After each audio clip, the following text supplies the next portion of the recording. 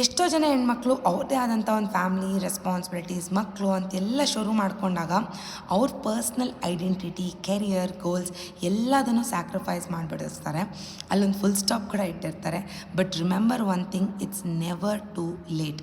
ನಿಮ್ಮ ಲೈಫಲ್ಲಿ ಯಾವುದೇ ಒಂದು ಪಾಯಿಂಟ್ ಆಫ್ ಟೈಮಲ್ಲಿ ನಿಮಗೆ ಒಂದು ಐಡೆಂಟಿಟಿ ಅಥವಾ ಕೆರಿಯರ್ ಅಥವಾ ನಿಮ್ಮ ಬಿಸ್ನೆಸ್ ಶುರು ಮಾಡ್ಕೋಬೇಕು ಅಂತ ಅಂದ್ಕೊಂಡಿದ್ರೆ ಖಂಡಿತವಾಗ್ಲೂ ಶುರು ಮಾಡ್ಕೋಬೋದು.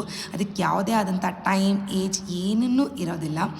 ಎರಡೇ ವಿಷಯಗಳು ಬೇಕಾಗುತ್ತೆ. ಒಂದು, ನಿಮ್ಮಲ್ಲಿರುವಂಥ ಹಠ, ಡಿಟರ್ಮಿನೇಷನ್, ಮಾಡಬೇಕು ಅನ್ನೋ ಒಂದು ಹಠ ಇರಬೇಕು. ಅದ್ರ ಜೊತೆಗೆ ಬಿಗ್ಗೆಸ್ಟ್ ಸಪೋರ್ಟ್ ಅಂತಂದರೆ ಫ್ಯಾಮ್ಲಿ. ಇವೆರಡೂ ಇದ್ದರೆ ನೀವು ಏನನ್ನಾದರೂ ಸಾಧಿಸ್ಬೋದು.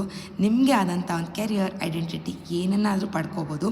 ರೀಸೆಂಟಾಗಿ ನಾನು ನನ್ನ ಲೈಫಲ್ಲಿ ಇನ್ನೊಂದು ಡಿಗ್ರಿನ ಅಚೀವ್ ಮಾಡ್ಕೊಂಡಿದ್ದೀನಿ. ಆ್ಯಂಡ್ ಅದಕ್ಕೆ ನನ್ನಲ್ಲಿರುವಂಥ ಹಠ ಆ್ಯಂಡ್ ನನ್ನ family is my biggest support ಅಂತ ಹೇಳ್ಬೋದು.